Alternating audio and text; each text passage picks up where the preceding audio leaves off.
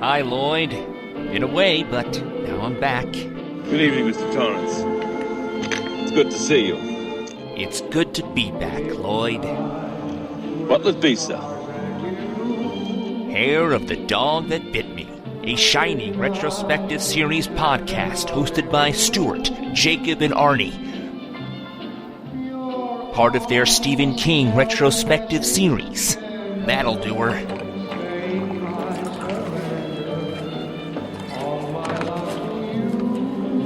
No charge to you, Mr. Torrance. No charge? Your money's no good here.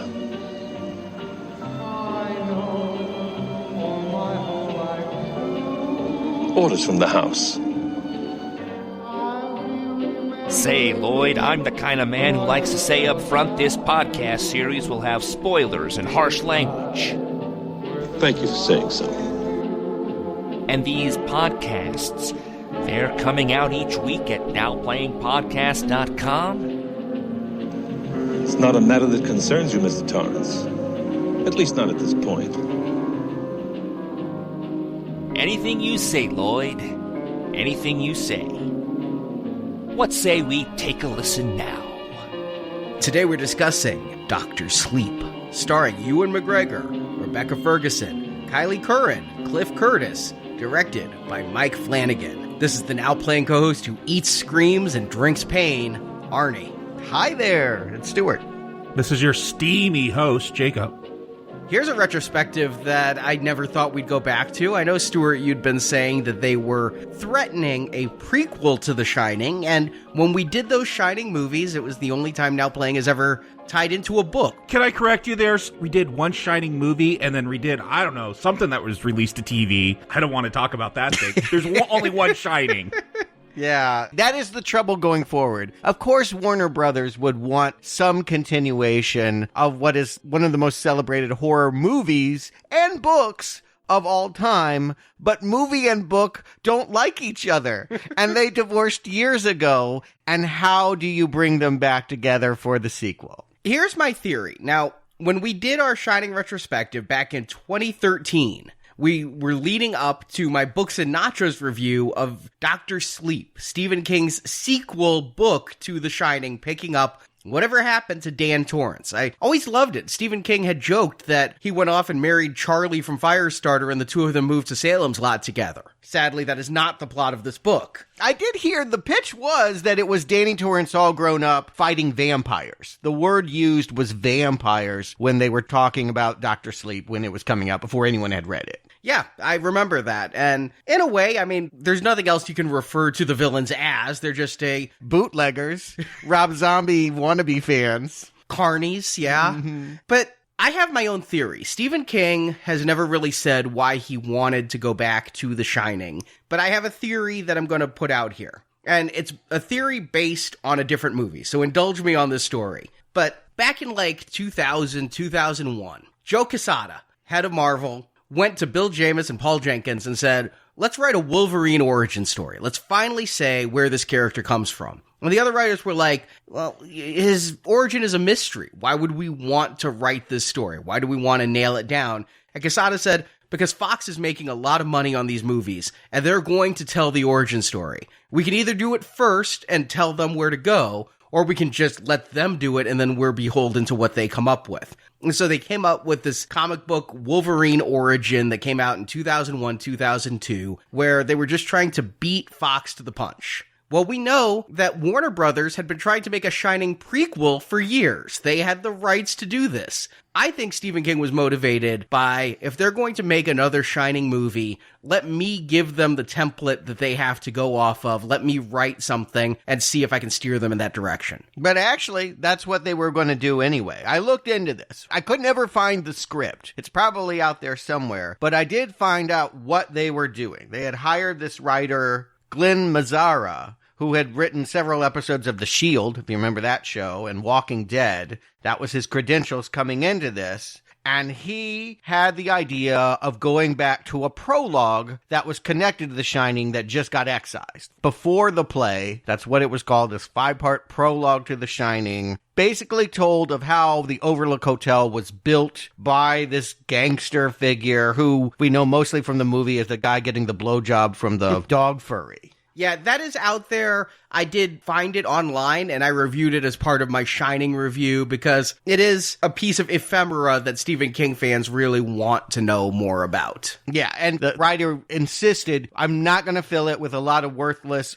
here's Scatman getting hired in the kitchen cameos. I'm not going to call back to everything, but I am going to tell you how the hotel got evil in the first place. And so that was the idea that was greenlit. As far as 2015, it was rolling. They hired a director, Mark Romanek, who did several amazing music videos. If you know Nine Inch Nails' Closer video, he did that. And Johnny Cash's Nine Inch Nails cover, Hurt, he did that video. He does other videos too, but yeah, I think that he has an evocative vision for horror. He also did the Robin Williams 1-hour photo thriller, which was kind of okay-ish. Yeah. I mean, I won't count it against him. It had vision. And so if we're going back to The Shining, to me, going to look at the hotel seems a whole lot more compelling than going to look at Danny. Despite it being called The Shining, I never really cared about the psychic powers.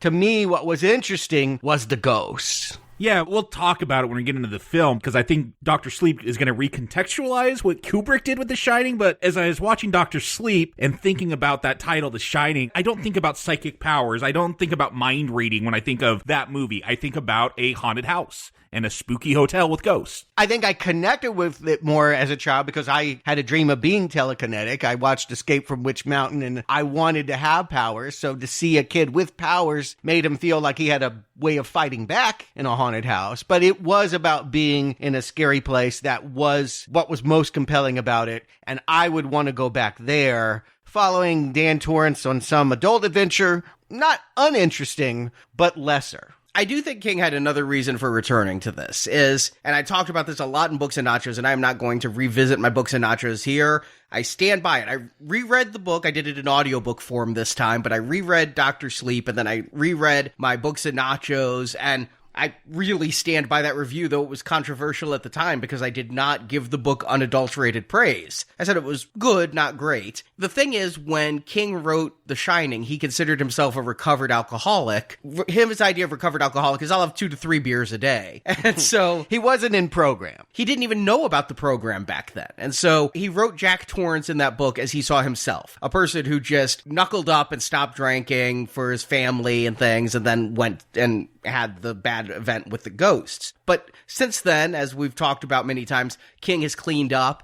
AA is a big part of his life. Yeah, I think he found God. He talks about how he reads the Bible and things like that, whereas we know what he thought about religious people in the 70s and early 80s. So I think he also wanted to revisit the character and talk about his AA experience. If Jack Torrance was Stephen King in the 70s, I think Dan Torrance is the way Stephen King would like to see himself now as a person who is actively in AA and a recovered alcoholic. And I'm up for that. I've known many people in recovery. They do have a lot of hard, amazing stories that are horrific, real-life horror stories. So I think that there is something there to be mined. If that is the direction we're going, okay. But I just want to put it out there. I would have preferred Mark Romanek going to the Overlook Hotel. Well, they had 2 competing projects simultaneously. I mean, before Dr. Sleep came out, Warner Brothers was talking about doing their prequel to The Shining. But then, after Dr. Sleep came out in 2013, starting then, Warner Brothers was looking at making one of these 2, and neither one could get greenlit because of budget. And then, Warner Brothers came out with It. And It made a shit ton of money. All of a sudden, they're like, yes, let's do the one that has Stephen King's name on it. Let's do Dr. Sleep. And that's why we got this movie now. And back when we were covering The Shining, I was really excited about Dr. Sleep, but I just didn't have the time to read it. And I didn't listen to your Books and Nachos, Arnie, because I didn't want to hear spoilers of anything till I had that chance to read it. I finally caught up with it because this movie was coming out. I read the book. I think you were exceptionally kind. I hated this novel. I thought it was absolutely terrible. And take away the disappointment of it not living up to The Shining. I'm going to set that in a box and put that box aside. Put it in the hedge maze, and we can just talk about what he did give us. And I'm sorry, but it's 533 pages of people driving around having telepathic conversations. Is King a texter? Because this thing didn't feel phoned in. It felt texted in. Like, it is just literally psychic people, blah, blah, blah, blah, endless astral projection and dialogue, wandering around, all of the claustrophobia of The Shining. Now they're just driving all over America with nowhere to go. Just huge storylines that never hang together. Danny has no characterization whatsoever. That was one of my biggest complaints. The villains. A gypsy in a hat sniffing child vapors out of a can is the opposite of scary. No, this is terrible. The thing I wanted most from this movie, and they wisely skipped, was to see the vision of Rose the Hat with her giant walrus tusk. Because, as Stephen King described it, when she fed off the child vapors, she grew this giant tusk that came out of her upper mouth and down below her chin. And I just pictured this in my mind, and it was hysterical to think of this pretty woman turning into half walrus. I think this is one of the worst Stephen King books I've ever read. It's up there with Tommyknockers. You want to talk about steam? It's a steaming turd. I don't think it was that bad. Here was my problem. And unfortunately, this movie sticks very, very close to the book in so many ways. But I'll agree with you. I thought the villains were incredibly weak. I don't think King wrote good villains here, and I'm confused why. I thought Dan was a very bland character. Not unlike a lot of bland characters, King has just become a crutch of writing. That's what I said in my books and nachos. It's just, he's a do-gooder in a situation, and I don't think they made him go dark enough during his alcoholic period. In the book, as in here,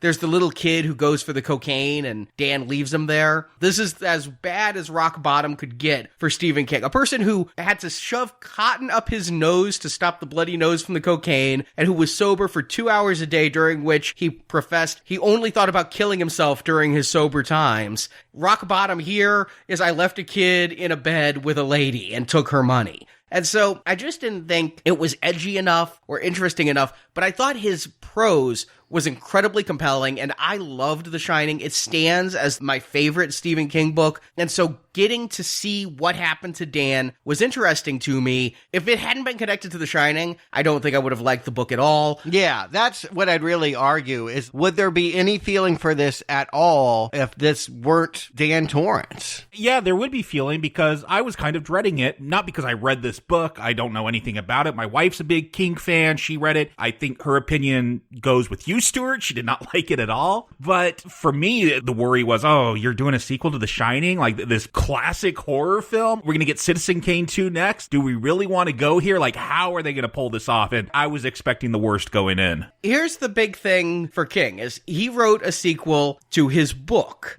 And at the end of his book, there was no hedge maze in his book. They had set up this ticking clock of a boiler that was going to explode in The Shining, and you knew from the very beginning that that's how that book was going to end because of the way King wrote it. And Jack Torrance died a fiery death, unable to stop the boiler from exploding. The Overlook was completely obliterated at the end of that book, as we saw in his 1997 TV miniseries. I don't know what you're talking about. I don't remember a miniseries. Yeah, just keep it that way. Keep it locked in that box. You don't need to open that box. It's really awful. Yeah, I agree. It's difficult because people do love that book. People do love that movie. Going forward, there's huge discrepancies between the two. I don't think anyone would accept a sequel to the miniseries. No, absolutely no. You have to acknowledge on some level that Kubrick has contributed to The Shining's esteem. It is a more renowned property because he made the movie in his vision and not in King's vision. Sorry, Stephen King, but this is a collaboration with you and Kubrick now. You can't write this alone.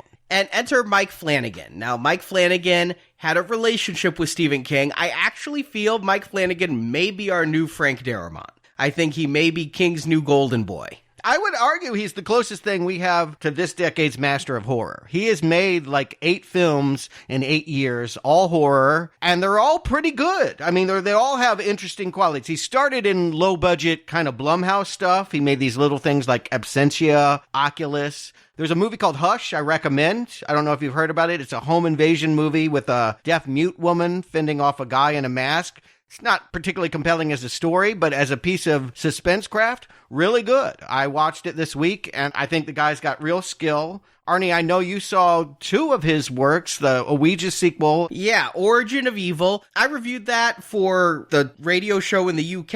I saw the first one. It was utter shit. And the second one was actually really good. I liked that one a lot. I liked the period flavor he brought to it, adding cigarette burns to a digitally filmed movie and everything. Yeah, that one I liked. Gerald's Game, I thought was fine. Kind of generic. It was a Netflix movie.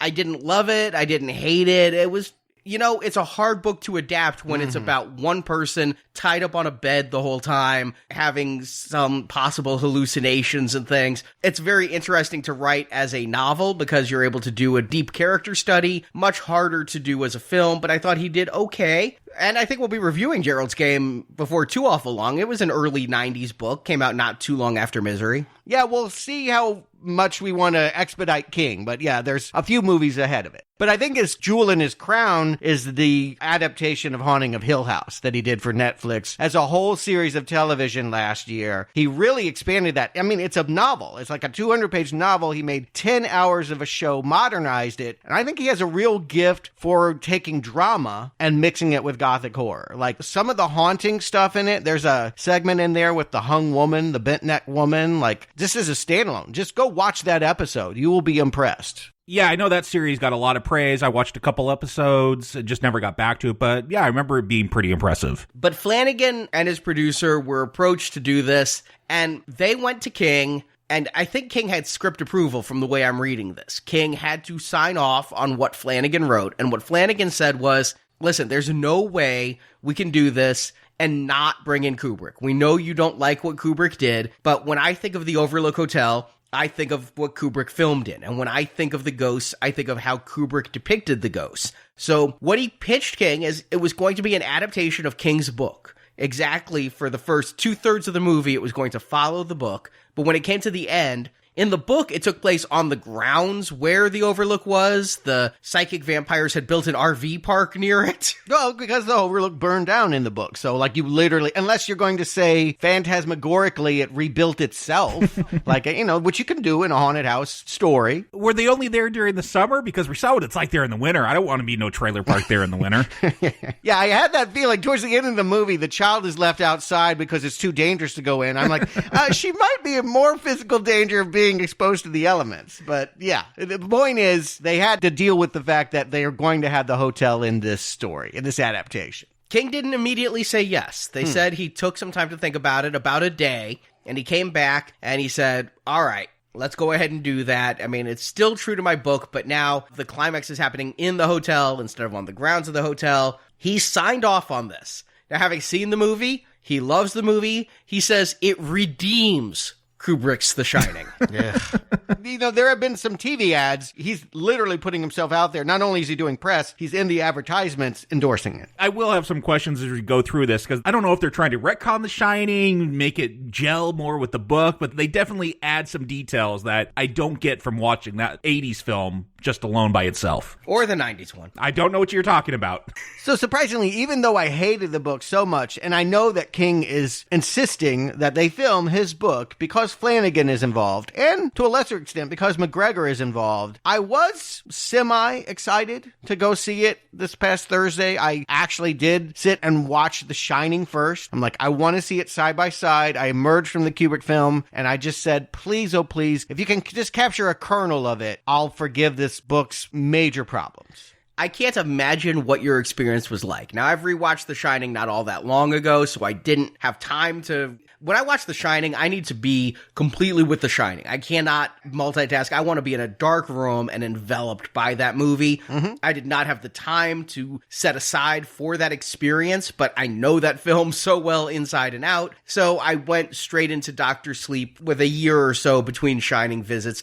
But the tone of the film, you just can't recapture Kubrick. You can't even try. So I can't imagine what it would be like to go from that languid, cold, deliberate film into this where the beginning just races you through a couple decades. But the trailer, that's what got me excited. Whenever I saw the trailer and I'd hear that synthesizer sting, or we'd see Ewan McGregor look through the bathroom doorway that has the hatch marks from the axe attack, that was the stuff that made me go, you know what? Maybe, just maybe. But I don't feel like a lot of people are feeling that because this box office is slightly underwhelming. They're expecting a Roland Emmerich World War II movie to beat it this weekend. Slightly underwhelming. The word that I had read specifically was flop.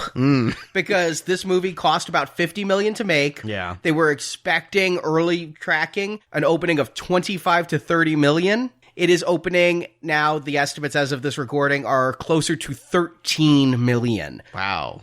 Yeah, you guys keep saying King is back because of it. I don't know. Throw clowns in all his movies. No one cares if there's not a clown in it. Jacob, I don't know. Pet Sematary opened at double this earlier this year. 25 million for Pet Sematary, 13 million for this. Okay, if Pet Sematary is your next hit after it, again, that I think underlines the problem I'm claiming here. Yeah, I mean, the theater we saw, Arnie, I ran into you at the screening. It was, it's a recliner theater, less seats available, but it was not full. Middle-aged audience. Didn't see a lot of youth, didn't see a lot of youthful enthusiasm, didn't hear the audience reacting to scares. Kind of felt dead in there. Yeah, people won't believe this, but you and I, we don't necessarily plan to go to movies together all the time because your schedule and my schedule are very different.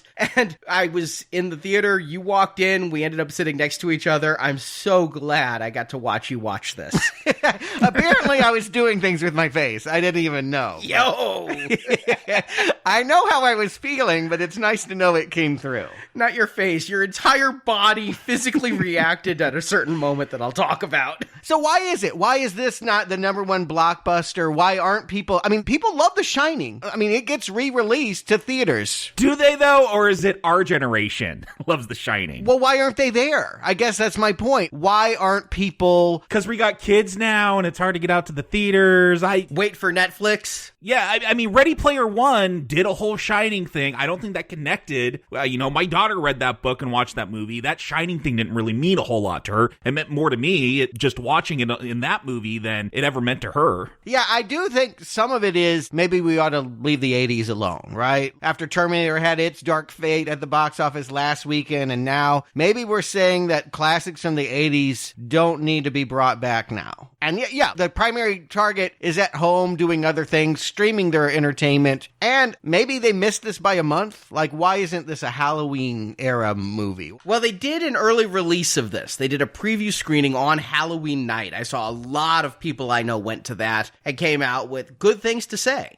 And this was actually supposed to be released on January 20th, but when Warner Brothers got a look at it, they had such confidence in it, they moved it up to be closer to Halloween, but Halloween had its own releases and things that they were dancing around. I really don't feel like there was much this Halloween as far as horror. Zombieland is a comedy, and Joker isn't quite a horror. I feel like there was a huge need for a full-on ghost story that this could have maybe capitalized on. I guess they're all at home watching 3 from Hell. Yeah, not all of us, just Arnie. And Marjorie and Brock. So maybe the world's not on fire to see us revisit the Overlook Hotel, but let's do it anyway. Arnie, give them the plot. Let's get into Dr. Sleep. Little Danny Torrance survived his father's rage at the Overlook Hotel in 1980. He's all grown up, played by Ewan McGregor, and, like his dad, he's an alcoholic. He used the booze to stop seeing the ghosts that still haunted him from that hotel and other places. He winds up in Fraser, New Hampshire, where he joins AA and settles into a life as an orderly at a hospice. His shining power allows him to help the dying at their moment of death,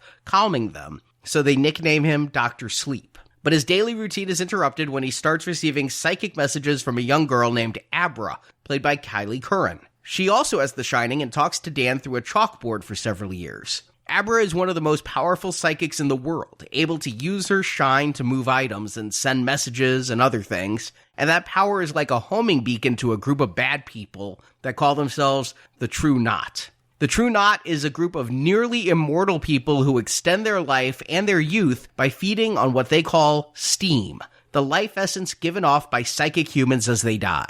The problem is, thanks to antidepressants and cell phones and other reasons, steam is harder to find than it used to be, and despite murdering a few children, the True Knot members are starving to death. The knot is led by Rose the Hat, played by Rebecca Ferguson. Rose gets a bead on Abra, who is powerful enough to feed the knot for a long time. So Rose sends the knot to capture Abra. The young girl, knowing the carnies are coming to get her, calls on Dan for help. Dan and his friend Billy Friedman, played by Cliff Curtis, end up killing all members of the knot except for Rose. So Abra and Dan go on the road for their final stand at the Overlook Hotel. There, Dan has to face the ghosts of his past, literally, including the ghost of his father, not played by Jack Nicholson, who keeps offering Dan a drink. And in the hotel, Rose isn't prepared for the ghosts of the Overlook, who kill her and feast on her steam. And Abra escapes the building, but Dan stays inside, possessed by the spirits of the Overlook. And the building's boiler explodes, killing Dan and destroying the hotel, but Dan appears to Abra as a force ghost, helping to guide the girl as credits roll.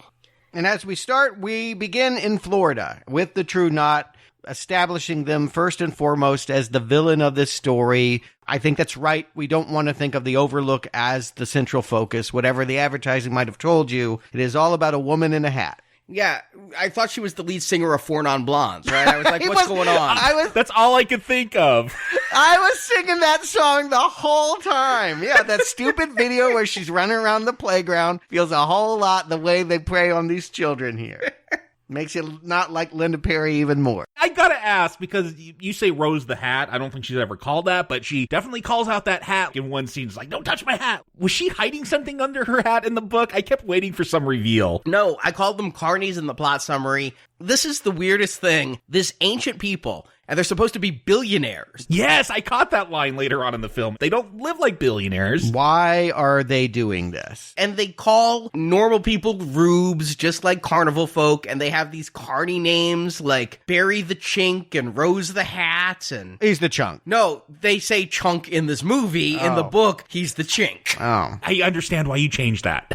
So these are the villains here, and they are a type of vampire. They are eating steam. And if you listen to my Books and Nachos, there's a really weird thing that they cut out of this movie, probably wisely, that King put in, where at 9/11, all the members of the Knot go to New Jersey and stand there and feed off the steam of all the people who died in the towers. Yeah, good cut. A good adaptation then, if you cut that scene out. And you're saying vampires, they're not going to have fangs or anything like that. They have a walrus tusk in the book, Jacob. Okay, I didn't read the book, and we're discussing the movie. My take based on the movie, because I know they had like one tooth or something weird in that book, but in this movie, are they just people with the shining that have found the key to immortality by sucking up other people's shining?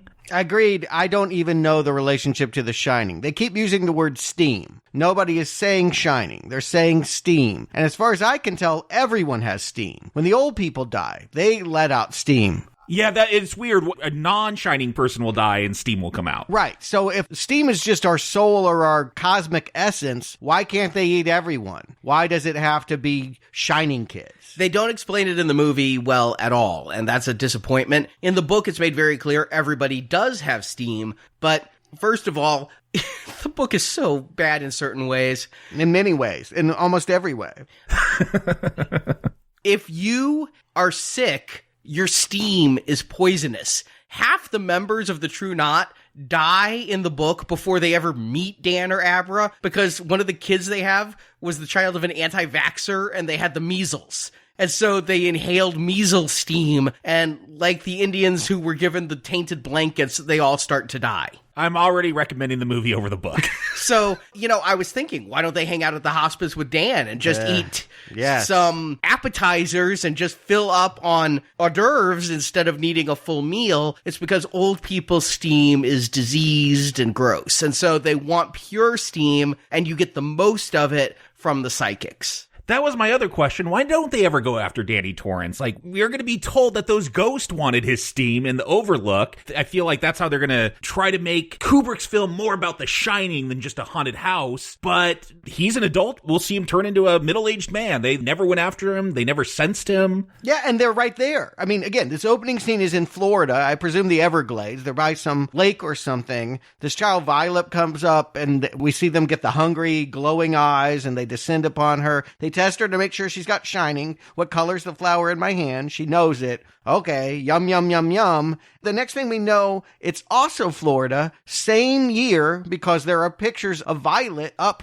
going around. Have you seen this child hanging around the town that they're in? They're really close to Danny. Why can't they sense him? And we know Danny is using his powers because they're going to bring in all the old characters, all different actors. They're not going to de-age anyone. I don't think you could de-age Shelley Duvall. It's really sad. Whatever has happened to her, she is not doing well if you've seen her lately. You can't de-age Scatman Crothers either because he's dead. He's dead, yes. I know that. But they're going to have this thing where Scatman is going to teach Danny, hey, here's how you tackle those ghosts. Because those ghosts from the Overlook are still coming after him. They're still haunting him. He won't talk, I guess, to his mom because he's still haunted by this until Scatman teaches him, create this box and lock him up in a box. Couldn't he have taught him that, when they met at the Overlook? Hey, there's ghosts here, and if they come after you, lock them up in a box? That would have saved a lot of trouble. Well, what he told him in the Overlook is they're just pictures in the book that can't hurt you. And, and to him, that was true, because he didn't have as much shine as this kid has. So he didn't know the level of jeopardy that Danny was being left in when he left the Overlook Hotel. One of the discrepancies between book and movie is we all know in Kubrick's film, Scatman Crothers got a big old axe in the chest and did not live to see the end of it. At the end of the book, this character was still alive. So they didn't need to make it like a force ghost here popping up on a bench. He was there in this kid's life during his adolescence to mentor him. It's kind of annoying to me that we have to bring him back as ghosts. I know it's part of this movie's theme that we all go on and everything has a life beyond our bodies, and hence why everyone can come back as ghosts that just keep running off at the mouth. But I hate that. And I feel like we don't need Scatman Halloran, the character, at all. In fact, why do we want to train this kid to contain the Overlook ghosts when what he really needs to be doing is fearing these so much that he won't shine? That's what they're telling us. He turned to drink rather than turn to a shining, and hence why the ghosts are still out there to get him, and he's scared. That would be much more effective than having this Ghostbusters scene of him being like, oh, it's really easy. You just go into the bathroom and put Mrs. Massey in a jewel box. Why did Stephen King set it up so that a character has all the power in the world to fight anything that's attacking him when he was 5 years old and then is so scared that he won't use his power and turns to drink? I don't think it's necessarily fear because he overcomes the fear. It's the sheer burden of being assaulted with other people's thoughts and knowing when other people are going to die. It wasn't that he was afraid of it. He just couldn't deal with it. And he just found that the drink would dull the shining. I wish we had a whole lot more time with Dan. God knows Ewan McGregor is a good actor. He is given nothing to do in this movie, and he is not good in this movie. He is a dull nothing. And it's such a disappointment because, he's got Jack Nicholson's devilish grin. They could play when he's in these drunk scenes early on to the idea that he is some of the evilness of his father, but it's a montage. It's barely given any consideration. I will agree with you there, Stuart. I wish Dan Torrance had more of a character arc in this movie. A lot of the characters are pretty thin here. The top knot, or whatever you're calling this gang of psychic vampires. I wish there was more development with a lot of these characters, and I definitely feel it with Danny Torrance. Yeah, he's all of a sudden, it seems like he's captured the ghost as a young boy. He's talking to his mom again, and then he's a drunk for reasons. Yeah, suddenly we're jumping to New Jersey 2011, and his life has fallen apart, and we're never given any explanation. If Arnie, if what you're saying is true, shouldn't we have understood that? Again, I think it's a mistake to have him conquer his fears as a 5-year-old. I think this movie would play better if those ghosts were out there trying to find him, hence why he didn't want to shine. And anything he could do to quell his shine and keep them away is a motivating factor until he meets Abra. Except keep in mind what King was trying to do, which was get away from the Overlook a bit. He had a different story to tell. This is a different story. I think these early scenes, despite how much I do want to pay a compliment, I think Carl Lumbly is a decent replacement for Scatman Crothers. I think if you're not going to CGI a ghost, which I don't think you should do, I'm looking at you, James Dean movie, then Carl Lumbly is a very decent recast here. He has nothing that Scatman has. He looks 20 years younger. He's got none of that twinkle.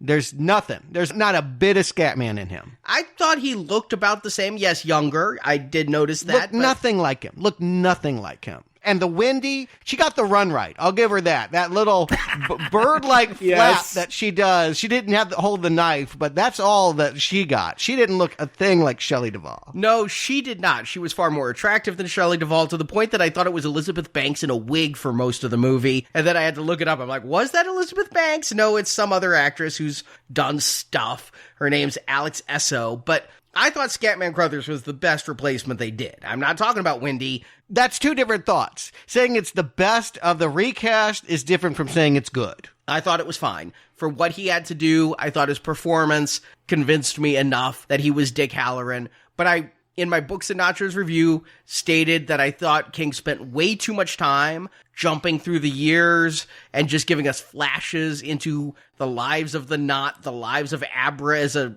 infant, and the lives of Dan as he got drunk and things. Here, this book should have started with the current day. I think that a lot of time is spent here on stuff that isn't all that fulfilling and doesn't have a lot of payoff. Yeah, they wanted to remind you of The Shining. I mean, again, in between these scenes, we do have just a moment of him back at the Overlook Hotel. Little Danny is riding his big wheel, rolling over those wooden floors and those rugs, creating those sound effects, and stopping outside room 237, just reminding you that Mrs. Massey is the thing he feared most, the ghost that hurt him and the one that is coming for him. And again, I feel like should be the threat throughout this movie. She kind of parallels Rose the Hat. You could have used that. You could have told this story with Dan still a young child, and now a new woman is coming for him, like Mrs. Massey, and it's Rose the Hat. Was that the deal in The Shining? Because I wanted to watch The Shining before I saw this. I just didn't have the time. I rewatched it specifically because they say that these ghosts, they've turned Jack crazy. They try to destroy this family because they wanted Danny. Was that something from the book? Because I don't get that from the movie. I just rewatched it yesterday. I never got the feeling that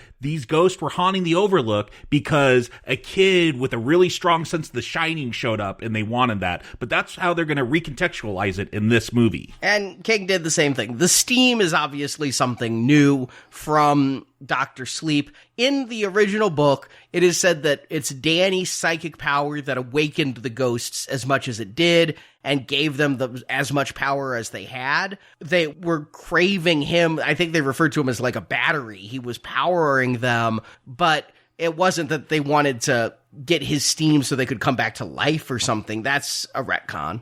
Yeah, I mean, I think about Carol Ann being the light to the ghost and poltergeist. I mean, living force, you know, that the dead are attracted to the living, particularly innocence and purity. That's always how I kind of took Danny, was that he was just, this movie even calls him a 1,000-watt bulb. Like, he was just so bright that all the moths had to go to him. Consequently, again, it would be interesting if these early scenes, if we must have young Danny scenes, then it would be interesting to, set up more of a conflict that he's going to resolve at the end. It bugs me that he seems to be like a character that has everything contained when we meet him again in adulthood. There is no ghost after him, and he's not shining because it's annoying and not because it's tormented or destroyed his life. That seems wrong. Well, it did torment him in regards to constantly being bombarded with thoughts and seeing who was going to die. We never saw any evidence of that in this movie. No. And the fact that he became an alcoholic, I'm not exactly a fan of it. And in this movie, it is poorly explained. A lot of stuff in this movie is poorly explained here in the beginning. But let me talk about what's going good. I mean, I think there are some goods. I don't want to just rag on this movie for the entire podcast. I do like McGregor's performance here as he's kind of going back to train spotting and vomiting in the toilet again and bringing some of that there, showing the fight in the pool hall. I think this is McGregor at his best when he's at as a drunk. You mean for 10 seconds? Like he will have one scene, one montage, not even a scene, to be intoxicated and never again. Yeah, I wish it meant something more. Again, if all of a sudden he's learning that he was the reason his dad went crazy and tried to kill him and try to kill his mom and make that part of his tortured soul. I don't know what it is. Yeah, you get a little bit here. But again, I don't know why he's a violent drunk all of a sudden. I think it's a mistake to get him clean. Again, why can't that be his journey for this movie to find sobriety? The fact that they're going to introduce a problem and then the next thing you know, I have one incident with a cocaine mom and her toddler and now I'm just going to go and get clean, jump ahead 8 years. They're just making it look so easy. Like, where's the struggle? Where's the drama? That's drama, is watching people struggle with their demons. That's what we want to see here.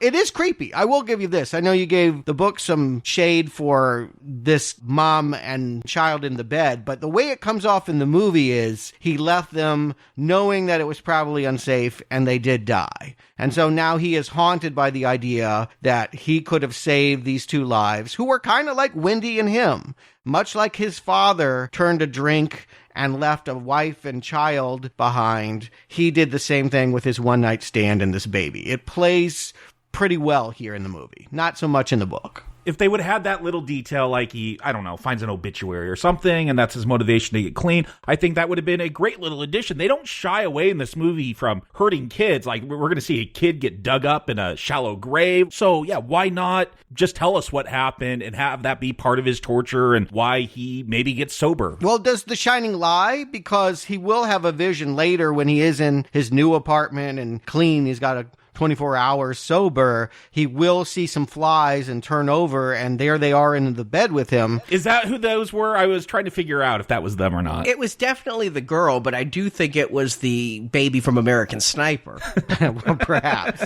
But my point is, The Shining is telling him they're dead. Yeah. My problem is, here in the movie, they can't get into all the detail they did in the book, where he realized the kid was being abused and being left home alone. You're supposed to kind of infer that. Oh, I got that it was being left home alone. Like, that woman's not taking her to the bar to play pool. Yeah, you don't need to go into great detail. The child is wandering around in the morning after, and she's laying in a bed of vomit. I get the child's neglected. But in the book, it was made clear there was an abusive uncle who would be the one who killed him. Yeah, I don't need that. I don't need giant family trees of all of this levels of abuse. Yeah, they died. Do it, train spotting, maybe got into some of that heroin, that cocaine, whatever. They all died. Here's the thing, though, is, okay, he didn't save them. He didn't stop drinking and become a white knight who stopped this woman from making choices on her own, and that's his guilt? No, I think it counts now. I listened to your books and Nachos. You make a point when they keep the woman alive and he knows that she's alive. That is a mistake of Stephen King. Here to imply that his neglect killed her, or, yeah, he didn't intervene, that would haunt me. Well, they die later. Yes. Yes, they don't die there. But that's my point. They don't die because of his neglect. Right, but if he... But that makes all the difference in the world. They died because he didn't make sure that they were okay. I didn't take it that they died at this moment. Oh, they're in the same position they were in the bed that he left them. So that is exactly what happened. He could have called 911. It wouldn't have taken much effort to say, hey, I'm not sure if this woman's breathing. Come. He didn't even do the minimum. He robbed her of her money.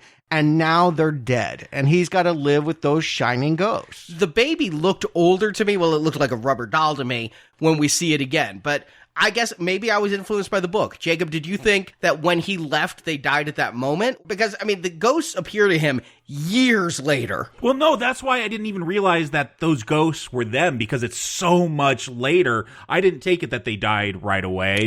He didn't check to see if she was breathing, so I assumed she was already dead, and the child just starved to death because no one was taking care of it. That's what I assumed happened. I swear I saw her move a little. She was not dead. He was afraid of her waking up. Whatever it could be, I think the best read of why it would haunt him is that they died in this bed and he neglected to check on them. It would be much more a reason to be haunted is that I left this kid there with nobody to care for it and it died. That would work. I don't think this movie sells that. I didn't get it. I watched this movie twice. I did not get that. I see in little ways this director chipping away at the things that really don't work in Dr. Sleep and emphasizing the things that will make it as creepy as Kubrick. I will compliment that Flanagan. At times, he's trying to tap into Kubrick. And you know what I realized rewatching The Shining and this? One of my other favorite directors, Wes Anderson, he uses symmetry a lot. It feels whimsy and quirky.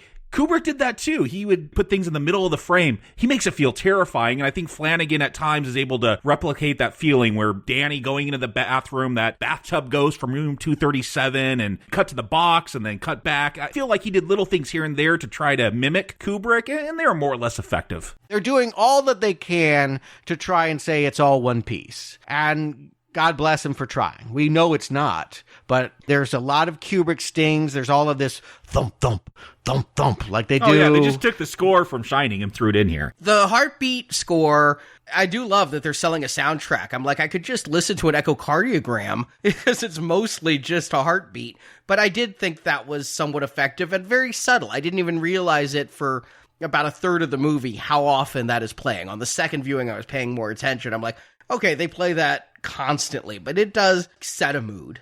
So we're eventually going to find out that Dan is going to make his way to Fraser, New Hampshire, make new friends, start to rebuild his life, get clean, and become a janitor at a nursing home. To me, that's where the movie should be, right? That's a creepy place. When you think about it, that is a place where people go to die. It's upsetting for me to walk into those facilities. I think you could tell a very spooky story that would be like the Overlook here in that environment. They barely use that. I don't understand why this movie's called Dr. Sleep if his Dr. Sleep trick of helping people die is only 2 scenes. And it was more in the book, but I still was a little bit curious about that. It's a great title that doesn't really pay off. I felt like his skill of helping people pass over never impacted the climax of the book. Nothing. Never comes back in this movie. Yeah, that should be the movie. He's Dr. Sleep. He is allowing lives to pass while others are taking young lives and consuming and destroying them.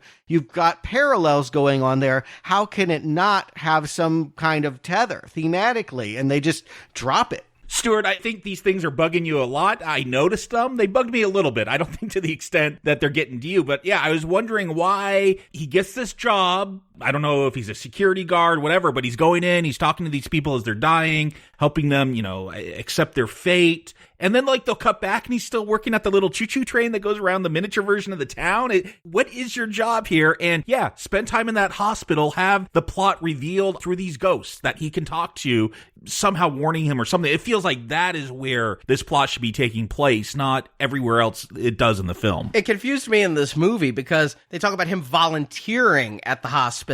And yeah, he's still working on this little tiny town place. In the book, at least, he's working as an orderly. He's worked at that hospital for years. That's his job. I don't understand, especially in this movie, seeing it. He's living this monastic lifestyle in this one-room apartment with a bed and barely a kitchenette, and he's working for minimum wage, I would imagine, at this tiny town and volunteering at a hospital. He is doing a lot of penance, and I don't see any joy he has in his life. Again, this is where the movie should be. Him trying to be sober, him trying to think beyond himself, atone, help these old people pass, start to use his power again. I mean, I don't think that's a mistake. I just feel like all of the setup is thrown away. Like Tiny Town, that was, I guess, supposed to be a new version of the Hedgemaids or something. You could have had a climax built around a miniature version of the town and running around in that town. What did it even mean? Why do we even do that? That cool cat,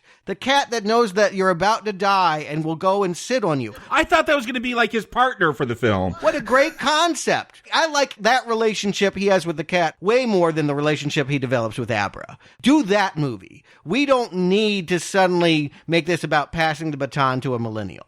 There's a lot of opportunities that I feel King could have seized upon and missed. And let's face it, King had script approval. This is going to hew to his book, I think, too closely when we get things like Abra's birthday party with the spoons, because the book focuses a lot in these early pages on Abra as well. Abra being born, Abra throwing a fit because she knows 9/11 is coming. I'm not joking. Abra having the birthday party with the spoons. Here's the thing with Abra. Is she like some destined figure to save the world? Because this was part of my conflict with this film, is we're used to, because especially now playing is done, all these DC and superhero Marvel films, everything has to be to save the world. Like every conflict has to be about the world coming to an end and our heroes got to come in and save it. And this seems like, because of all these magical powers, like it might be going that way, but then it ends up being a very small film. It's just about saving a girl, ultimately. Abra is where Danny is when we meet her. She's 5 years old.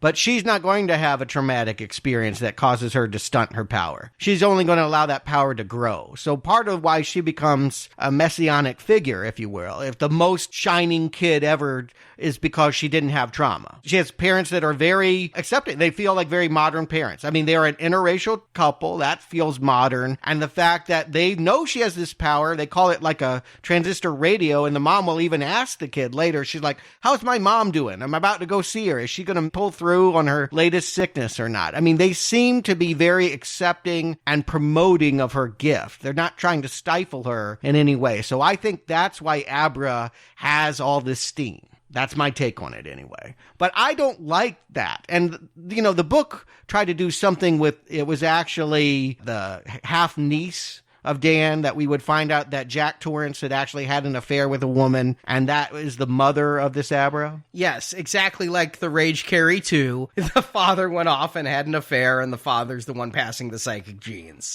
You know what? I would tweak that. Why can't this be Dan's kid? You know, he was drunk a lot of years, he made a lot of hookups, and then all of a sudden, maybe he's not even sober yet, or maybe he's going around making that 12-step apology that you're supposed to do, and suddenly he realizes, oh, I have these responsibilities. And she's the reason that he starts using his shining again. There's better ways to tweak it than a psychic conversation on a billboard wall for 8 years. I absolutely hate that. I actually am rolling with it. I understand there's a lot of stories not told that you wish were told. You're wishing you're hearing any other story than the one King wrote, basically. Yeah, absolutely. There's no way to make this book good. You have to throw huge chunks of it away. And maybe because I didn't read that book, I'm just going with this film. And my biggest problem in this film is the lack of character development with Dan Torrance. I wish they made Abra more important in his life instead of just, oh, I got to save this little girl. It feels like a bigger film than that. And so that's its kind of shortcoming. But for the most part, I'm going along with it. And maybe it's because I had low expectations going in because, oh, you're going to give me a Shining to the sequel? Okay,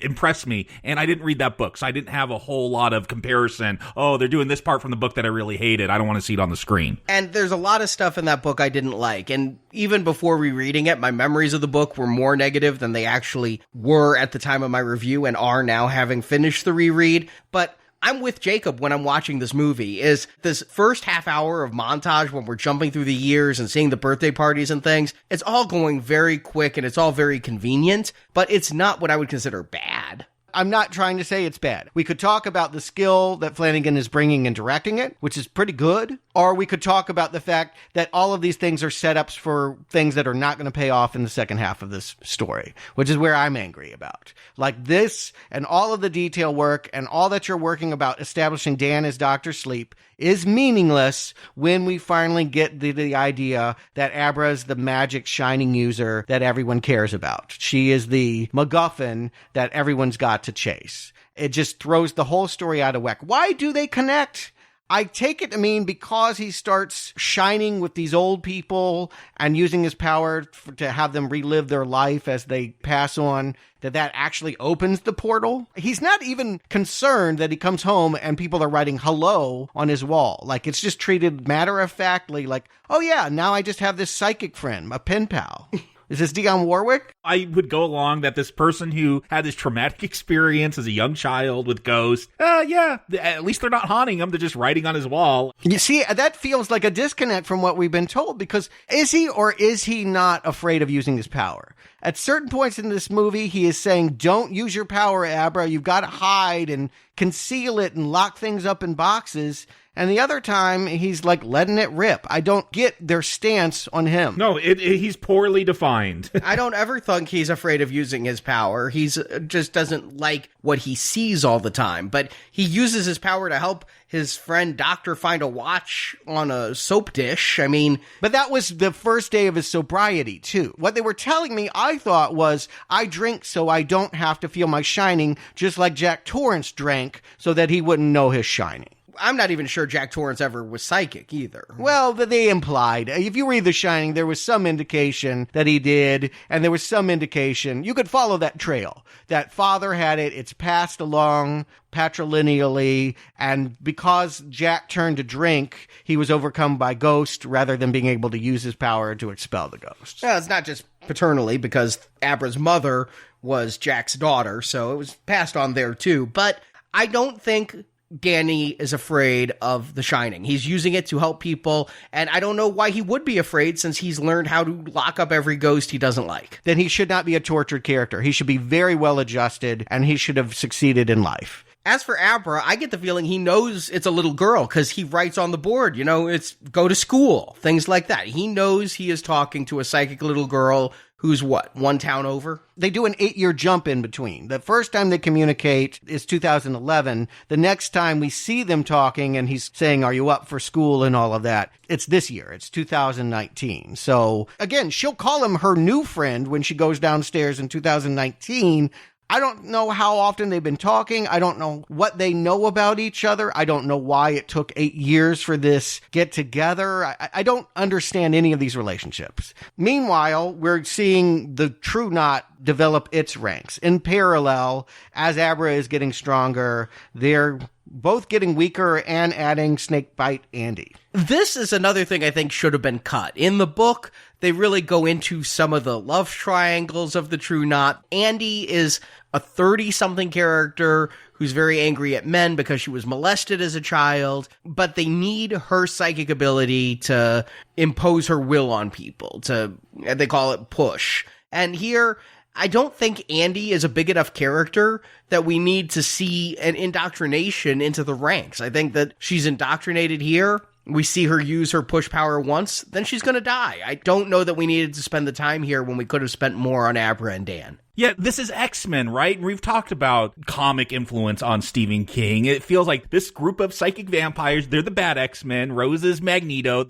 Any person with The Shining, I guess they could have different specialties, like have mind control powers over you. And so they're trying to recruit people at times to help their ranks. And then other times they just want to eat them. It gets somewhat confusing with me coming in as an outsider, not having read the book, trying to piece this all together. I'm just taking, okay, everyone with the shine, they're all X-Men, and they're just dividing into two teams. Which it takes us far away from the realm of horror movie, for one thing. It's like, wow, that's not scary at all. It does feel closer in King's realm to Firestarter than it ever does The Shining. When I read the book, I was feeling that. I'm like, with this little girl with the magic powers that everyone cares about. I'm like, this doesn't have the claustrophobia. Again, you were trapped in a snowbound hotel. Now it's like people are spread all over the country. I don't even know. They're moving their trailer to and fro. I don't know half the time where they're going. Right now, they're in Long Island, New York, indoctrinating, this 15-year-old girl who likes to seduce men and then, I guess, carve a scarlet A? Is that the scarlet letter that she's carving into his cheek?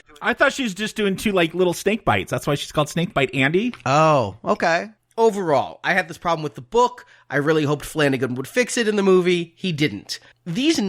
They're really bad villains, right? At no point, as you mentioned, you keep going back to the claustrophobia, but the thing with the Overlook was it was inescapable and it was all-powerful. It was able to put these evil twins, the blood from the elevator, the old lady in room 217, these things are inescapable. Here...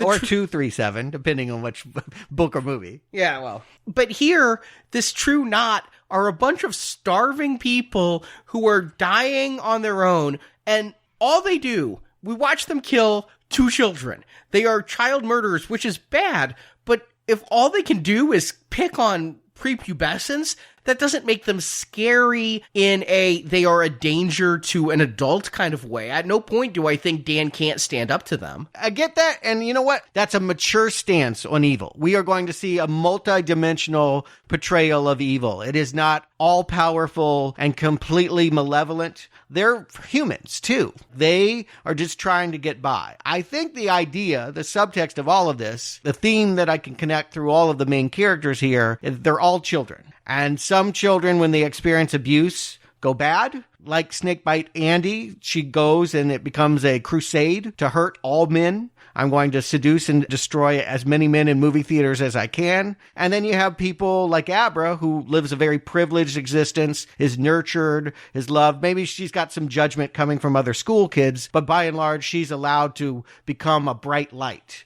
And so it's almost a story of class between two different Americas, is the way that I would look at it. I just wish that there was more sense of danger. They go on the run from Rose the Hat at a certain point. I don't know why you run from her when she's the last remaining of her people. Yeah, no, I get what you're saying. They're losing strength. As this movie proceeds, they only get weaker and weaker, which makes them an inadequate foil. It suddenly begs the question, well, and I've been saying that all along. It seems to be the instinct of King at every moment. Why is he making it so easy for them to solve their problems? And that's what I'm saying when I feel like this should be about the end of the world, like a big Marvel movie, but it's not. It's about just a couple of people, like one wants to eat the soul of another one, and another guy's trying to stop her. You got to kind of work out that tone and that justification. And I don't have a problem with it being a small story. I've said with a lot of Marvel films, hey, I just wish it was about this little side character doing this thing over here. I don't need it to be the end of the world every time, but that's how this one kind of feels, even though they're going to kill everyone off and there's only one psychic vampire left.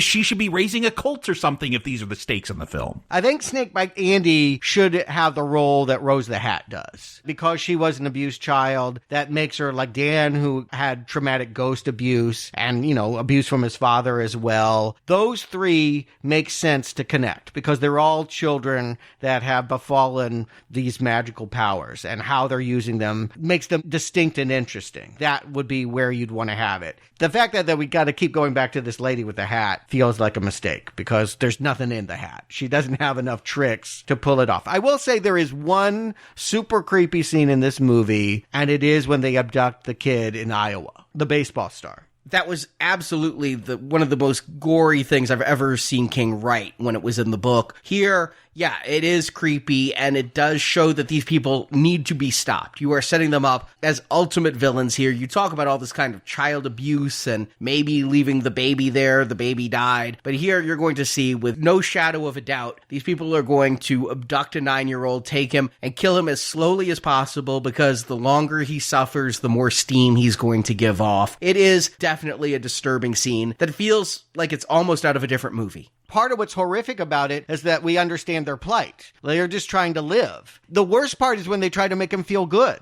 Like the kid's being tied down to stakes and they're like, you were a really good ball player, kid. You were the best. Trying to make him feel good while they're sharpening their knives. That contrast really just makes me sick in my stomach. But yes, ultimately, what we need to consume is your fear. So we have to make it hurt. Not only are we going to kill you, but we're not even going to make it easy. We're going to torture you. We're going to push every little bit of steam out of you and canister it in these bootlegger barrels or whatever. I thought they were thermoses, like they got them with their lunchbox. Yeah. But we're told when the giant from Twin Peaks dies. Yeah, I love that he's in here. Yeah, I'm like, oh, is that the giant? He was also in Star Trek and Witches of Eastwick. I think he was Lurch at Addams Family, too. Yeah, but it was fun to see him in here. But, we're told as he's dying, he was a king, and now he's living in a trailer park. It's weird disconnects all over the place that stops me from fully getting behind this film. I'm having a fun time, but I'm having a hard time trying to really enjoy this film on a deeper level because, there are all these disconnects. Yeah, I wanted to follow up with you, Arnie, because you mentioned in your plot summary something that I feel like the movie could have spent a little more time on. There is some lines when they're hanging out around the trailer about there being less steam in this world. That part of the reason why they got to drive to Iowa to get this one specific kid is because there's nothing for miles and miles between that kid that they could eat. Are we to understand that evil has gotten so rampant in the world that it's consumed all the good? Is this a statement about evil now having nothing left to consume because goodness is gone? That's not how I took it. I mean, the way that they drop lines about cell phones, and what I would think is anybody who is psychic would be seen now as having schizophrenia. You hear voices, oh, let's put you on some lithium or something like that. I would think that they've killed the magics in the world through science. Yeah, it feels like any elf or any Christmas movie that has to do with Santa. Oh, the modern world has lost its faith in magic, and we got to clap and believe and it will come back. That's how it played out to me. Oh, they have cell phones. Everyone's too busy playing Flappy Bird or whatever the modern video game is on your cell phone that they can't tap into their psychic powers. That seems a little lazy. Yeah, it felt lazy when I heard that line in the movie. What I heard that I thought was interesting, we have this character Crow Daddy that seems to be the more often than not lover of Rose the Hat. Who I swear to God, I thought it was played by Kid Rock for the first 5 minutes. That would have been a fun get. That would have been hilarious to populate these 4 non-blondes, maybe Papa Roach could be here. Like, why not have all those 90s grunge new metal stars just like languishing? Because God knows they probably are in 2019, looking a lot like this trailer park here. But he makes the comment, once they find out that they have a looker, they're killing this baseball kid in their gruesome fashion, and they have a psychic vibration. Because Abra is so connected to The Shining, she actually knows this kid who has The Shining is also being tortured, and she tells them to stop. Now he's like, we got to get this kid before her parents put her on Paxil. That was the only thing that I got to the idea that the potential. Young people today have so much shine, but because of the pharmaceutical industry, it's a different kind of abuse. People don't beat their kids today, but they do sedate them. They get them appropriate medical attention? I don't know if that's abuse. I don't know. I was trying to read something in his comment in the fact that we need to get her shine before it's medicated. I don't think this movie rewards you for asking deeper questions like that. Whether I liked it or not, it will not reward you for going deep. The other thing, though, and it's in the book, and I feel it's in this movie as well, is shine is strongest in children. And as you grow older, you lose it. Some people lose it altogether. In the case of Dan, he's just not the 1,000-watt light bulb that he used to be. They want to get Abra. In the book, it's really interesting because Rose knew about Abra, but she was letting her age like a fine wine until the perfect moment where she would be producing the most steam. Here in the movie, it's like she just found out about Abra, but you want to get her before she gets too old and that steam becomes diseased or becomes lesser. She's not unlike Pennywise in the sense that we're essentially talking about child predators. We're talking about people that are targeting children. I mean, it feels that way. I mean, if they have any sense of menace to them, it's for that motivation. It's the fact that they don't target anyone else but healthy, happy, shining children that makes them, I guess the word is scary. Repulsive might be more in line with how I'm feeling about this group. They're gross. They're not necessarily scary. Yeah, there's nothing in this movie that is frightening. That is, I think, a difference between it and Kubrick, is that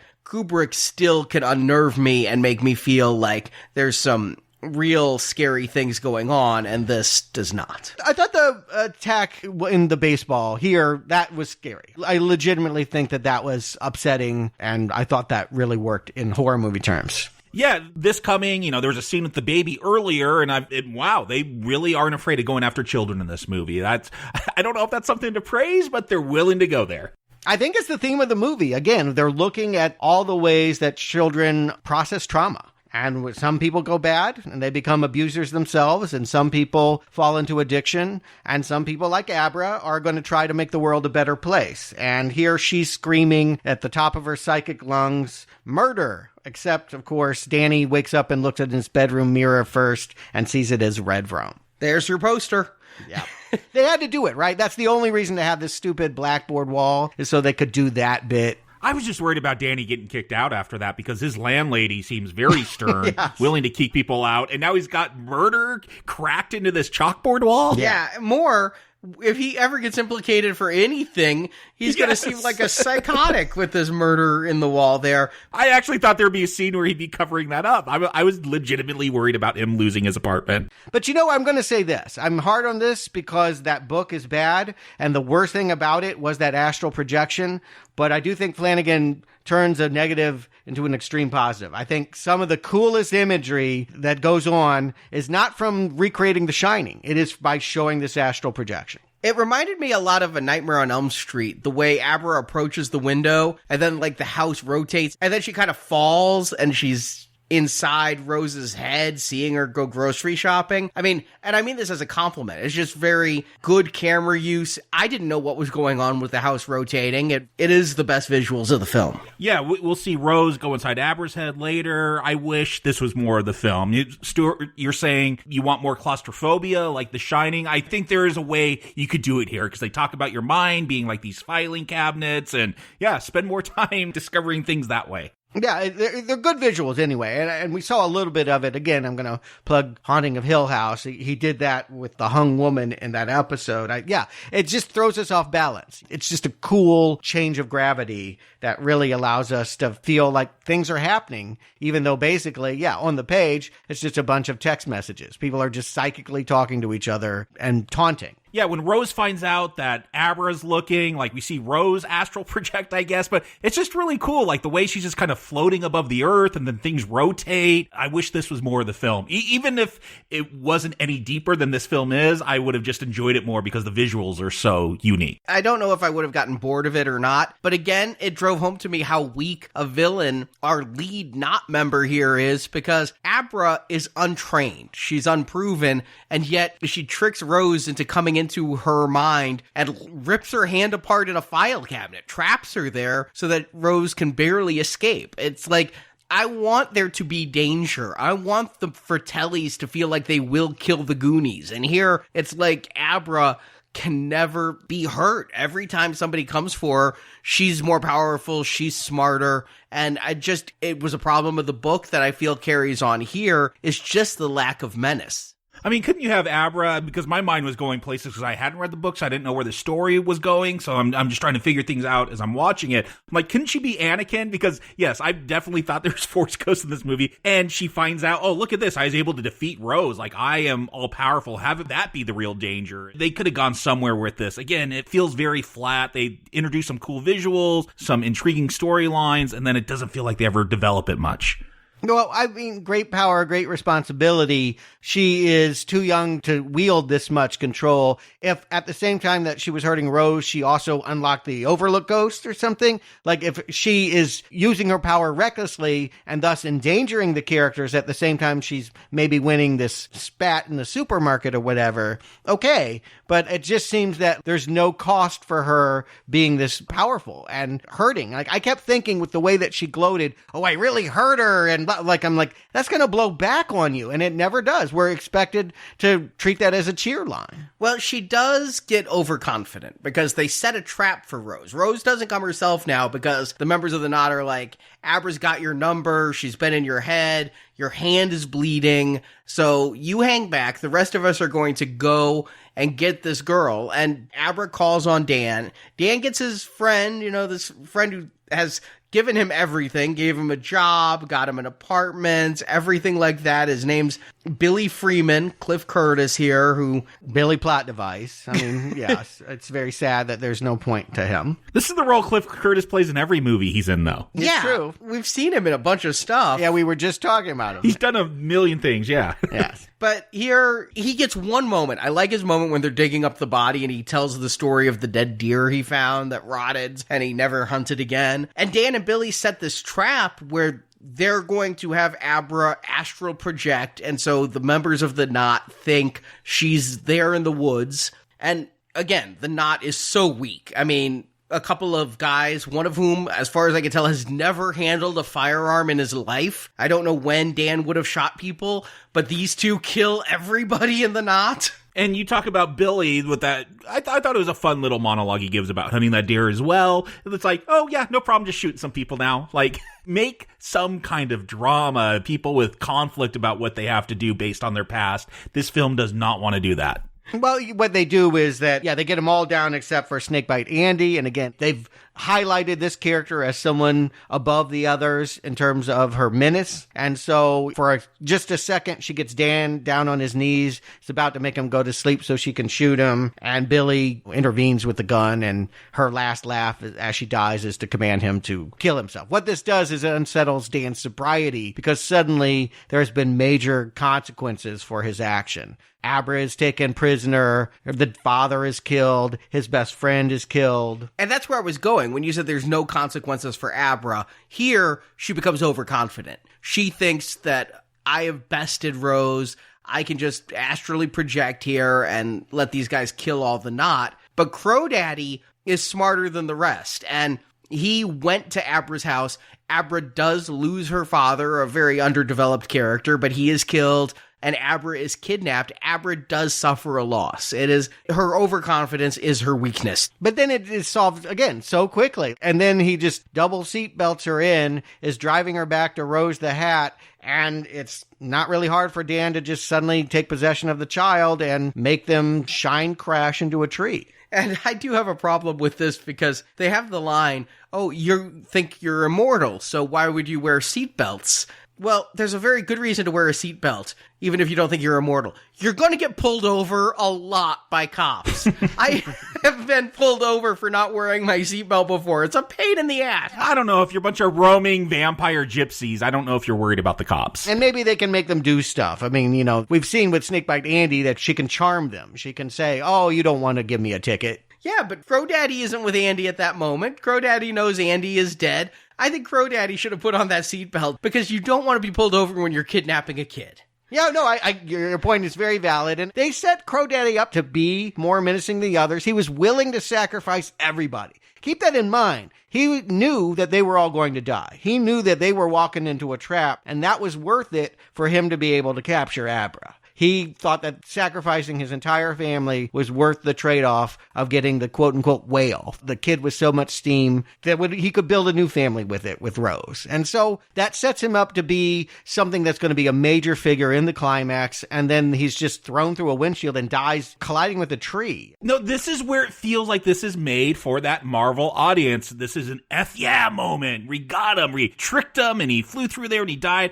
I feel like with the horror film, there's a different sense when you get death, and this one doesn't have that vibe. It feels more like an action movie at times. And wouldn't it be so much more scary if like a whole bunch of people from the Knot juiced up and they were all coming as a group more powerful than they've ever been to get Abra, and oh my god, how are we going to stop them? We need to get reinforcements. We need to go to the Overlook and have a berserker to help us out versus, well, we killed, like, almost all of them, including Crow Daddy, who seems the best of them, really. So, why are we going to run halfway across the country?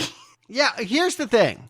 When I came into this, I couldn't wait to get to the Overlook. Now that we're here, I'm thinking there is no reason I can think of at all for them to go back to that hotel. The ghosts are contained. There's no evil there. The story, thematically, has very little to do with any of that. And frankly, it's the worst part of the movie. There's no joy to be had about driving to Colorado and reliving Kubrick's film. That's why I said I couldn't imagine watching Kubrick's film and coming into this one, because the scenes where they're recreating, I mean, it's theft. It's, you know, the helicopter shot of the car driving through the mountains. And yeah, except it's at night instead of day. They got the same music going. A lot of CGI, but yes. No helicopter shots this time. I thought that I wanted to have a retro fantasy of going back there, but this movie hasn't set that up. If the beef is about Crow Daddy and Lady with a Hat and 90s rockers, then keep it in the nursing home. Let's just have Dr. Sleep using the old people in some way and using life as it's expelled to stop people taking life prematurely. Let's have that be the battle. I don't see why at all. Again, his explanation, it was a stupid strategy. Things there hurt people like us, and maybe it'll hurt them. I don't know. Well, then this is not the time to test that theory, if it's that thin. And those ghosts aren't contained to the Overlook. We saw the old lady in Danny's bathtub as a little kid, and we'll see that again at the end here. Like, they don't have to stay at the hotel. Yes. Again, don't get me wrong. I wish I was watching that prequel about the building of the Overlook, but we're not. So let's not do that. Let's walk away from that. We gave up on that idea. That said, I do kind of want to go back to the Overlook. Like, that is the most intriguing thing in the trailer. Like, if we weren't doing this as a retrospective, that is the thing that probably would have got me into theaters, is going back to that hotel. Like, you kind of want to go back there. If they didn't blow it up in the first one and it's still around, it's that sequel thing, but you want to see it. My biggest problem is that hotel's still on the grid. Like, they're able to turn the power and everything back on, even though it's been closed 40 years. Well, it has its own boiler, so I think it's creating some of its own power. But listen, if we had a sequel to The Shining and we didn't have this stuff, I think you guys would be complaining. Oh, I would be, yeah. I would be complaining if I felt like the movie was leading us back to The Shining. This has been so removed for all of their attempts to emulate the camera and the sounds that we heard in Kubrick's movie. I haven't felt any of that here. And again, I had just watched The Shining, walked into this, minutes later, nothing. I'm getting none of that. So to go and do that just feels like a very strange mashup. It's a remix that will not satisfy where you've gone and will not please me to see you make hay of a classic. But the best moment in this entire movie for me was when we get Dan going into the Overlook on his own, and he's walking through, and he goes into that bar, and he gets a drink from his dad, and Stuart convulses. I was like, this is your favorite moment? Okay, good. I gave you that moment. Yeah, because I thought I knew where you were going, Arnie, and then you switched it on me. But yes, during the scene, he's talking to his dad. I'm like, oh shit, did they get Jack Nicholson and de-age him? Or did they get Christian Slater? You know, one of those celebrities that's known for looking and being able to talk like him. I'm like, who do they get to cameo him? I can't wait. I would have been happier with Steven Weber than Henry Thomas, the kid from E.T., looking like he's growing his hair out like David Crosby here. Yeah, I didn't even recognize who this was. I had to look it up. It was Henry Thomas, who, I don't know if you guys keep on Henry Thomas, but he was just recently arrested for DUI, so maybe tapping into Jack Torrance too much. But he was also the star of Haunting of Hill House. Yes, I know that. All these people have working relationships with the director, so he had an in to get this. But I was shocked. I mean, we've seen this so much lately with CGI. We know that they can do a better Jack Nicholson than what I mean, it looks nothing like Jack Nicholson. There are so many Jack Nicholson impersonators. That's the best one they could find. Why not, if this is what you're stuck with, and you feel like you have to bring the character back? It's kind of interesting that he's now Lloyd the bartender. I think Jack Torrance as a character coming back, if you're going back to the Overlook, is something you want to do. Why not just have it McGregor? Why not just McGregor playing his dad? That, to me, would be more plausible than this man that looks nothing like him, and we're supposed to pretend this is Jack Nicholson. What is Jack Nicholson doing? Why can't it be an old Jack Nicholson? He's supposedly retired. Yeah, I mean, I guess for lots of reasons. I hear there's an Alzheimer's issue as well, but maybe you don't want to bring the actual actor back. But that, obviously, to me, whatever condition he's in,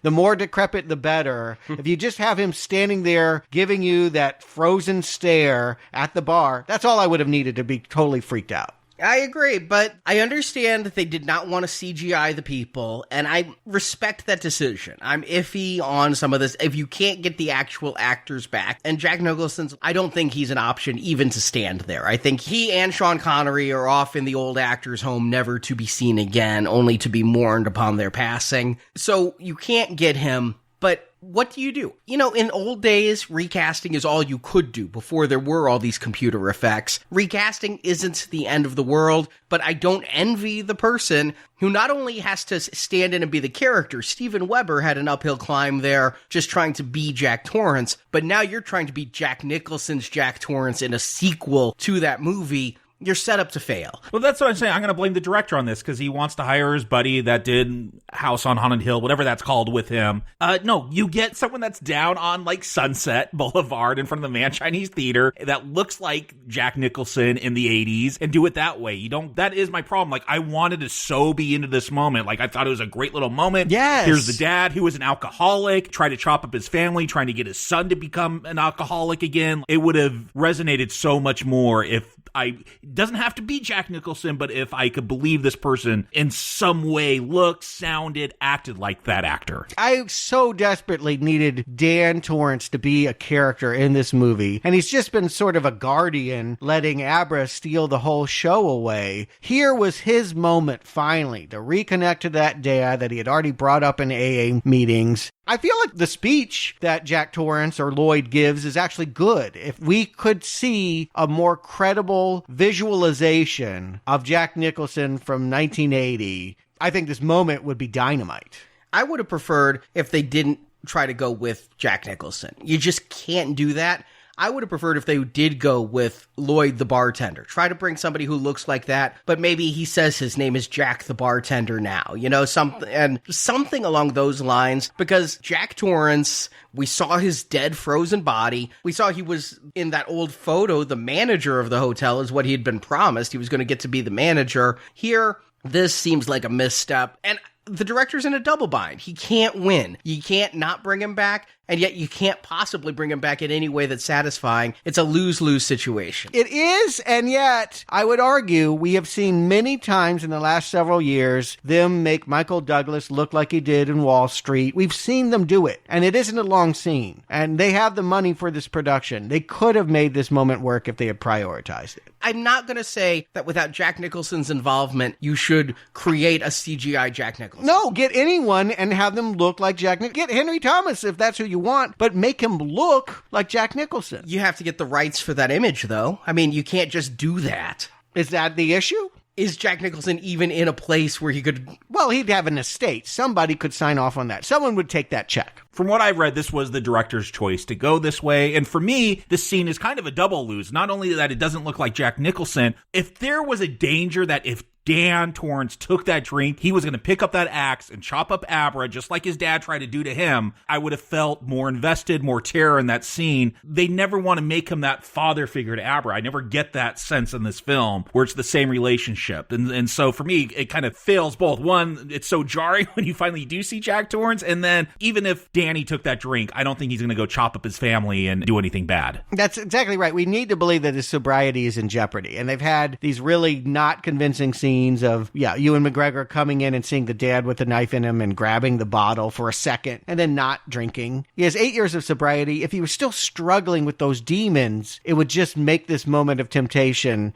haunting. And instead, it's just like everything else in this movie, really easy to brush away the glass and say, okay, let's go kick 4 non-blonde ass. The recreation of the sets and things is very well done, and my actual favorite moment is when Rose is walking through the hotel and gets to see the blood come out of the elevator and everything. She's astrally projecting. She doesn't really want to go in there, but she sees the typewriter and everything. We get the setup again, and we see Dan on the stairs with an axe like Wendy had been. Where is this happening? You're saying this is a astral projection of someone's mind? Rose doesn't come in at first. Remember, she walks in astrally projected, and then they kick her out, and then she has to come in physically. But I'm saying this is the real hotel. We're expected to believe that they left the typewriter. They never reopened. That's what's crazy. It's still on the grid. They said it shut down after that whole incident in The Shining. The police didn't take anything for evidence. Why would you do that? Who would even need to know about that? Like, you could still have a successful lodge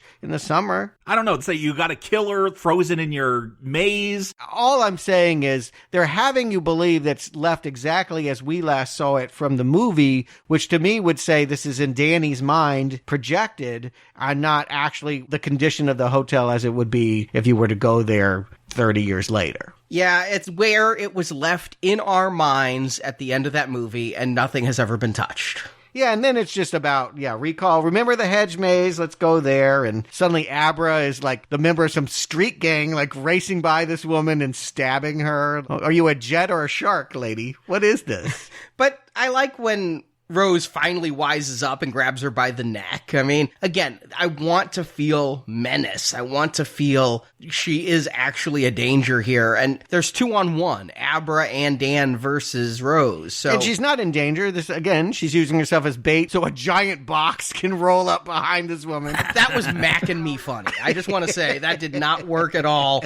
I never... in my mind, imagine when that old lady showed up in little Danny's bathroom that a giant box came out of the faucet and closed around her. I thought that was a metaphor. In his mind, that's where the ghosts were kept. I didn't think that was like something you had to physically think about. When we had this fight in the Colorado room on the stairs and all of that with people psychically flinging each other around, like, it's not horror and it's not action. I don't know what you want to call it. It's not good. But isn't it King? Like, he had hedge animals running around in his book, The Shining. I don't know. I feel like King is willing to go to some of these places. Well, in the book, Dr. Sleep, it was a trailer park. Like, there was no hotel to exploit. And some of this stuff is Kubrick's iconography. I mean, it doesn't look like the TV movie. Let me just put it that way. They are following Kubrick's hotel. No, but I'm talking about King's willing to go more comic booky. Again, Firestarter, that's like an X-Men spinoff. In his books, I'm not saying The Shining, the movie, but in his books, I get the sense that he doesn't have quite an issue with this. Yeah, he seems to not want to dramatize conflict. Endings particularly are bad, but just like we never see the fight. Here, okay, she seems to get the upper hand, like Dan gets some fatal nick on his leg and she's sucking his steam out and saying it tastes like whiskey. And then, okay, here come the ghost and she's just gone. She's taken out of the movie. That was easy. And suddenly all of that True Knot stuff is completely evaporated. And why didn't they bring the guy in the dog costume and even a blowjob back as it goes? Like, that's the one I was looking for. I wanted that so bad as Rose was going into different rooms. She ends up in room 237, but I really wanted her to open the door and just see that dog guy again, just because that is the most crazy fucking moment of a crazy fucking movie. And so to not get that, but even the ghosts they bring back, the twins and Mrs. Massey. Those twins look awful, yeah. They're as bad as the Jack Nicholson replacement here. And I blame the director on this one. They're not filmed or lit in a way that gives them the menace that they had in Kubrick's film. Yeah, agreed. There's not, maybe Massey is the closest. The lady in the tub is, because it's a naked lady with rod on her. I mean, like, that's still a little bit upsetting. But mostly, again, you're looking at Abra. She's running around. She's so much faster than possessed Danny. Here he's doing his father's limp with the axe and trying to get her. Like, there's no way that she can't outrun him and win. They've done an excellent job of eradicating any sense of tension from this scenario. It's very different when you're chasing a 5-year-old and when you're chasing a 13-year-old. A 13-year-old can definitely take care of herself, outrun you, do the smarter things that you can't always trust a 5-year-old to do. Not to mention, she's the most shining kid that's ever been. I mean, she could use her powers, or she could just literally run faster than this guy can now that he's bleeding out from the leg. They could have gone real tragic and have her have to lock him up in a box. Instead, they're going to do the self-sacrifice thing. Mm-hmm. No, what they're going to do is suck King off.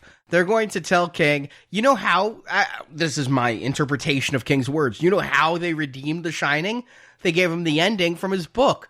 They finally, in Kubrick universe, had a Torrance forget that the boiler is there, the ghosts don't realize, and the ghost runs down to try to stop the boiler, and the human being inside the ghost delays it long enough that the Overlook burns down. This was the ending that King wanted for Kubrick's movie. He finally gets it here. Yeah, it does feel like, yes, hurting the artistic vision of Kubrick, mauling it, sucking the steam out of it, however you want to describe. That's how I'm experiencing this climax. It does not feel in any way fun or frightening to be back here in this way. And it's over, like the place blows, it burns. Danny reverts to his childhood self, and it gets real goopy here at the end, where like he's hugging his mom, and then he appears as a spirit to tell Abra to shine on. And I thought the camera was going to pull back. Arnie, you said Force Ghost. I thought we were going to have Ewan McGregor, Scatman. Maybe Jack? Yeah, and maybe Jack. Like, here's the redeemed Darth Vader. I really thought we were going to get 3 Force Ghosts, just like at the end of Return of the Jedi. Yeah, and I think they tried to fool us for a little bit into thinking that he lived and he's standing in her bedroom, but he's speaking in an echo, and like I think we know instantly he burned up. Was anyone fooled? I wasn't. Yeah, only in that I bought a ticket. Oh, I know where you're going. Let's find out. Jacob, Stuart, how much shine is there to Dr. Sleep? Jacob. Here's my perspective. I love the classic Kubrick film, The Shining. I don't have a whole lot of love for King. I don't even remember. You claim there's a miniseries made on The Shining. I don't know. I have a vague memory of kissing and missing or something. Yeah. But I haven't read Dr. Sleep. I'm not invested in what King is doing. I'm invested in what's on the screen, and that's where I'm at. So as I'm watching this, I'm not, well, this is where I wish the book would have gone, so why didn't they fix that in the movie? If there are problems in the book, then yes, I do blame the writer or the director. You're adapting something. It is your job to fix issues. I don't know what those issues were, though, because I didn't read the book. I just know what I saw on the screen. And does it shine? It glimmers a little for me. Like, I enjoyed this film, not as a horror film, kind of a supernatural thriller. It kind of works, again, like I've said throughout this podcast, on that comic book logic. This is Magneto versus Professor X. You know, good shiners, bad shiners. And yeah, my biggest problem with this film, this is a all right film. What could have made it a better film, though, is if they would have developed Danny. That's who I thought this film was going to be about. And it's mostly, I don't really know who it's about. It's a little bit about Danny, a little bit about Abra. It kind of does seem like it came from King's mind, where there's not a whole lot of focus. We're just going to go all over the place. But again, I enjoyed the ride as a supernatural thriller. I'm not looking for anything deeper in this. I couldn't tell you any deeper meaning to this. Millennials versus boomers. I don't see any of that. But yeah, you want to eat some popcorn for 2.5 hours and watch a film? You could do worse. It's satisfying entertainment. I'll put it on that level. It's a mild Green Arrow. Stuart. No, too kind. I'll be kind in this much. If you had to be faithful to that novel, this is probably as good as it was going to get. I do think that Flanagan has some creepy moments. The baseball kid kid's death scene, cocaine woman and her child haunting McGregor in the bed. The other movie that I was thinking about when I was watching this was 2010. The only other movie that has dared to give us a sequel to a Kubrick film. And you know what? I gave that a pass. I knew that it was a shoddy B movie, but it had its own sense of style, and I was able to go with it. For me, the reason why I can't be as kind here, it comes down to those characters. It is character. Ultimately, where you can continue to fault this movie about what it could have been able to fix is it could have at least allowed these actors to shine. They could have grown into these parts. They could have given you details that King overlooked in trying to lay out his mythology of the True Knot. We could have learned who these people were and the impact that the Overlook Hotel had on young Danny. As it is, a lot of that stuff is just lost in the shuffle. And you know what it really did? I mean, honestly, I walked out of this movie feeling so numb that what got exercised is my love for nostalgia. Like, I don't want to go back anymore. Like, I don't need to see any more of my childhood brought back. Yeah, after this and Terminator 2 weeks in a row. Right, yeah. I don't need for Hollywood to do this anymore. I got it. I am an adult, and that was my childhood. I remember it, and I want to keep it there. I don't want you to bring it back for me anymore. It's not satisfying for you to hurt it in this way with these inferior recreations. I get nothing out of seeing new millennials stuck into the old scenarios and having to play it out in a way that is not scary, not involving, just not worthwhile. I don't know who's served by this movie. Fans of Kubrick's, fans of the book, I guess would be. I don't know who those are, but this is just not something that I ever need to live through. I have a DVD player. I'll play The Shining whenever I want to. This is a complete skip. I actually wrestled with this one a lot as to whether to recommend or not recommend this film. Because, yeah, I do have some problems that mostly go back to King's source material, that the villain is unnecessarily weak and not frightening. The hero is bland, and by hero I am referring to Dan and not Abra. She's bland too. I think she actually has the most character of anybody on screen, but here's what this movie has going for it is I do think every performer here, every actor in an original role, I'm not going to say this for Henry Thomas or fake Wendy, but I think there's some really good performances here. The actress playing Abra astonished me how good she was when Dan inhabits her body, and this actress has different mannerisms, different delivery, different everything when she is playing Ewan McGregor is inside my body versus I am the 13-year-old girl Abra. McGregor does the best he can with what he's given. I think he's given more meat to chew on in the drunk scenes. When he shaves his beard, a lot of his character went away too. I feel bad for McGregor, who said the reason he took this role was he was really looking forward to playing a recovering addict and being able to delve those emotions. He's not given any of that to do. And I think Rebecca Ferguson here is really good as playing this carnival. She's poorly written, but I think she does the character really well. I like the scenes where she does turn Snakebite Andy. I don't feel like in a movie that had a place, but Ferguson is doing well with the material. I love the scene where she entices little Violet and does the magic tricks. The performances here are good. And the end with The Shining, the recreation is faithful, and all of the recasting is decent except Henry Thomas. Again, that when Henry Thomas came back as the bartender, I was like, oh, this is bad. But then when he comes back again later in the hallway, I'm like, this is no, do not continue to go back to this like it was a good idea. And so I walked out of there and I'm like, the movie was competent. The movie seemed to do pretty well on a lot of places. I was leaning weak recommend. I really was. When I walked out of that theater, if you'd put a gun to my face, I would have probably gone weak recommend. I might put a gun to your face now if you give it a recommend. Well, no, I mean, you can probably tell from the way I'm building up that I really chewed on this for a while because I was talking to Marjorie about it and I'm like, just thought about, do I want to take her to see it? Would she enjoy it? And I'm like, there's nothing here I can recommend for her to see. It was a fine, competent movie, but I had no desire to go back. I went back and watched it one more time just for this review. Okay, you did do that. I thought about it, but I just didn't want to. I didn't want to either is the thing. I would have done it for the review, but I don't think it would have changed my opinion. And everything that you're saying, I'm just not convinced that I need to delve again.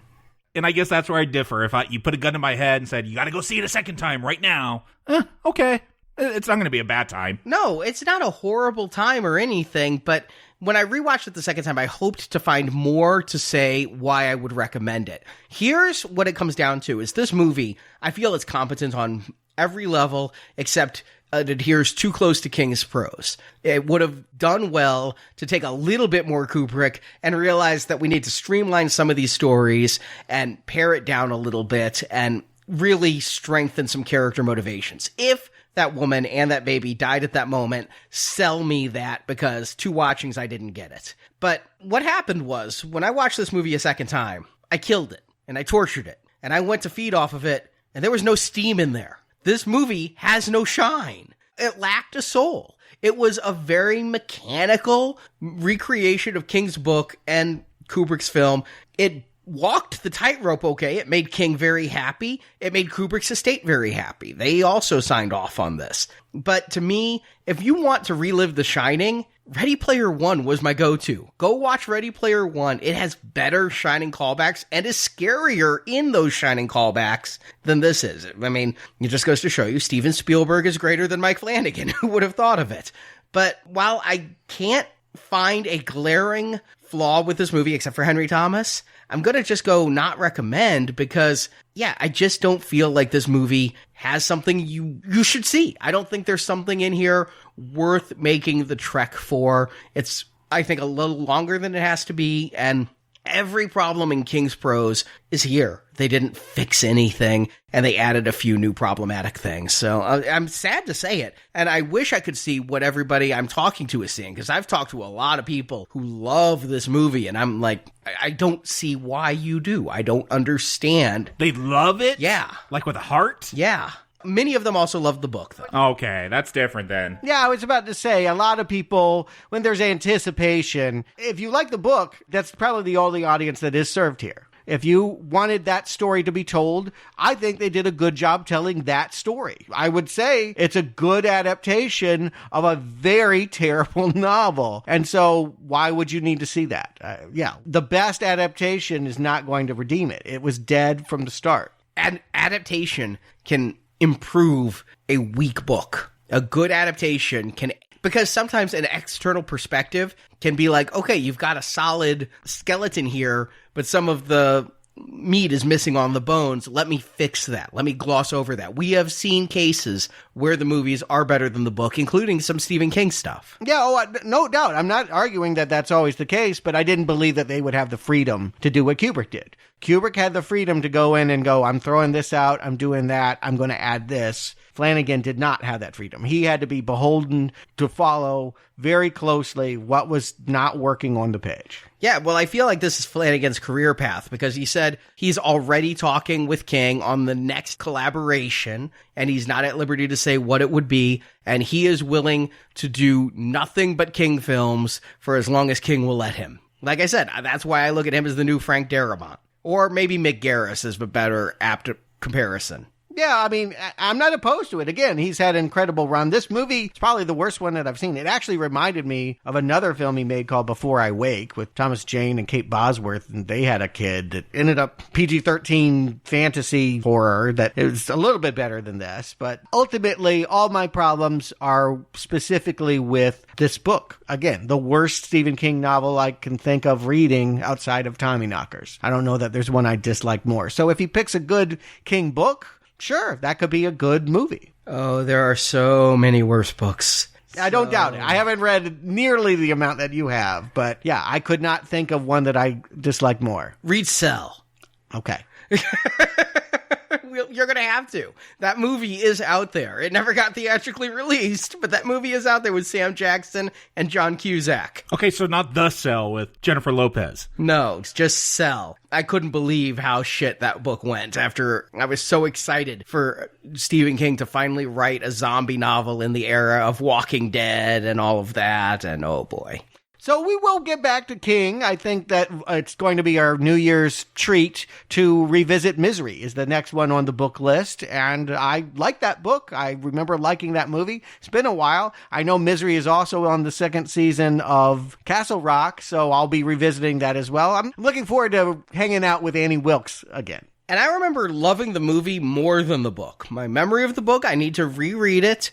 My memory of the book is long passages of the book within a book about Misery, the character, and not enough of what the movie actually gives us, which is... I mean, you just described every Stephen King novel. Yeah. Long passages of stuff that doesn't matter. Yeah, I remember that too. It's not true, Arnie. I will just go ahead and preview my thoughts on that book. I remembered it that way because I read it as a teenager. I actually appreciate reading the Misery novel within the Misery novel. Okay. Well, I will be revisiting that before the end of the year. And we have one more brand new release. You could say it's an 80s or a 70s phenomenon coming back to the big screen. More nostalgia. We've been just doing this complete slew of new release films with Terminator and really Doom Annihilation and 3 from Hell and Dr. Sleep and Zombieland 2. Well, next week we wrap it up. Jacob, you, Marjorie, and I... Don't call us angels as we go into the new Charlie's Angels movie. Have you seen the video yet, Jacob, for Don't Call Me Angel with Ariana Grande? And Is this a music video you're talking about? I don't even know where you watch music videos these days. YouTube? No, I've only seen a trailer. I'm a big fan of Lana Del Rey, and I don't know why she's hanging out with those girls. Like, she's better than them. Because they're more popular than her? Maybe. We will be back next week with that. And in the meantime... if you are a gold level donor, you got not one, but 2 bonus podcasts this past weekend. Ju-on the Curse and Ju-on the Curse 2. Now you're going to get the real movies this weekend. Ju-on the Grudge is the movie that they adapted and turned into the 2004 Sarah Michelle Gellar The Grudge. Actually filmed on film and not tape. Yeah, it's technically Ju-on 3, so we're getting Ju-on the Grudge, Ju-on the Grudge 2 this weekend. There's 12 Grudge movies, counting the new one, 12 bonus podcasts at the gold level, meaning a total of 17 bonus podcasts with I Am Legend and Zombieland for a $25 donation that really helps this show keep going. I mean, that is really, really inexpensive per podcast, and we have given the full Now Playing treatment to these Japanese films. I learned a lot about The Grudge and The Curse and Ju-on and all of that, including how to pronounce Ju-on and not Yuan. So much there. We hope you can join us and support the show. Details at nowplayingpodcast.com/donate. Thank you for listening to this show. We will do more King before All Lang Syne is sung. Jacob Stewart, thank you for joining me. It's time for us to go away for a week because all podcasting and no play makes Jack a dull boy.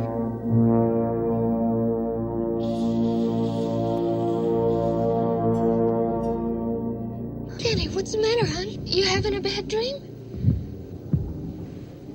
Danny? Hon?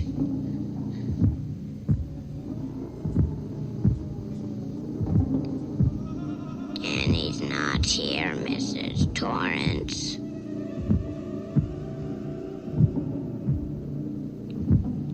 Come on, hon. Wake up. You just had a bad dream. Everything's okay. Danny can't wake up, Mrs. Torrance.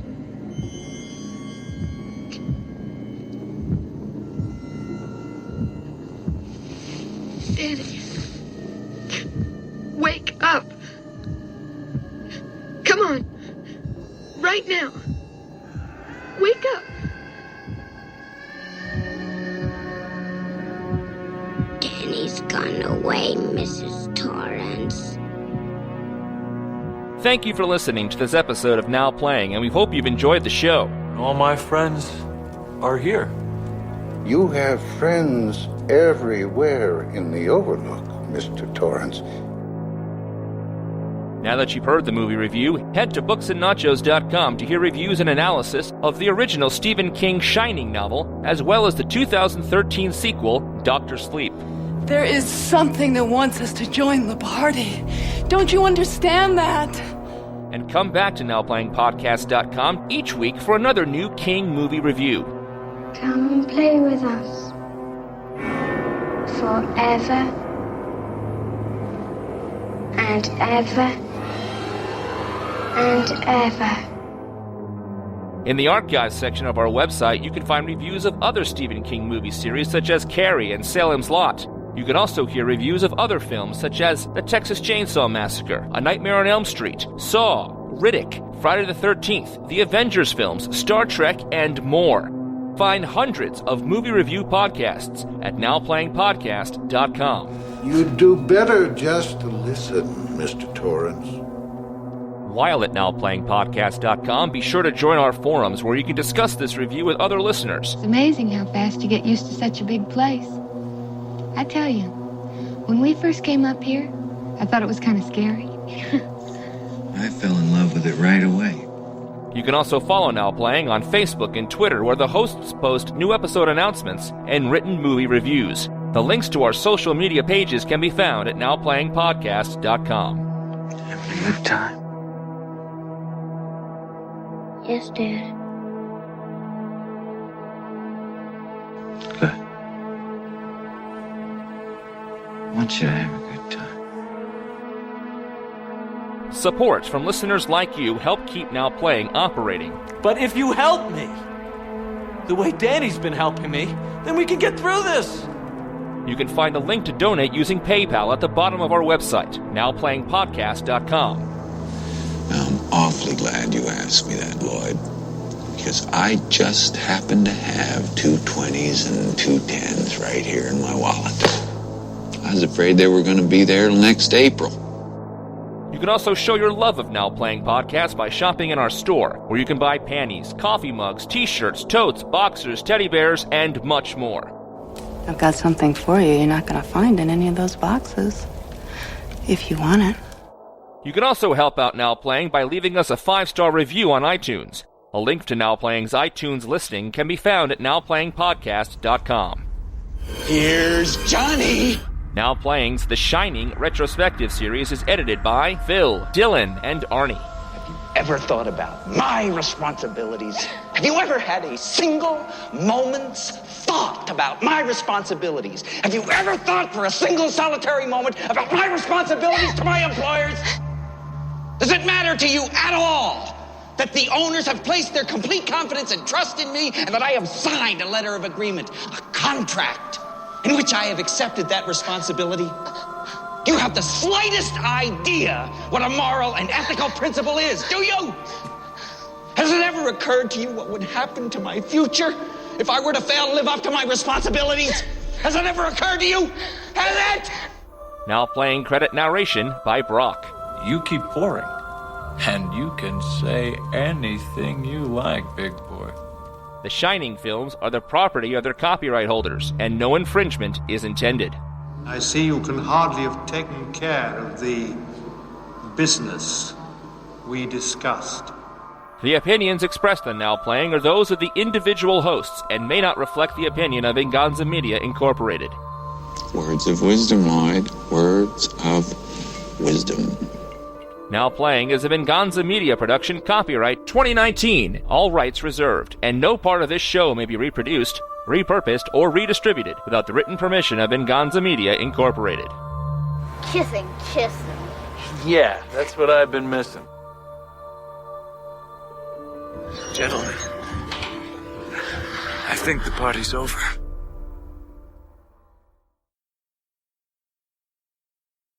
Red rum! Red rum! Red rum!